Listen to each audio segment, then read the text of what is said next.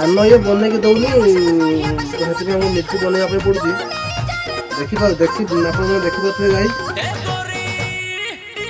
କହିଲାକୁ ସେ ଭିଡ଼ିଓ କରିବା ପାଇଁ ଲାଗି ପଡ଼ିଲେ, କିନ୍ତୁ ପାନ ବନେଇ ଦେଉନି। ଆଉ ନିଜେ ପାନ ଖାଇବୁ, ପଇସା ପତ୍ର ଦେଉନି, ସରକାର ଲୋକରେ ଖାଇକି ପଳେଇବୁ।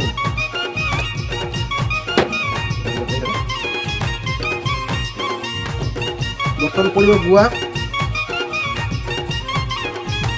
2 ଲକ୍ଷ ପରେ ଗୁଆ, 2 ଲକ୍ଷ ପାନ ଆମେ ଖାଇ ଏଣିକି 2 ଲକ୍ଷ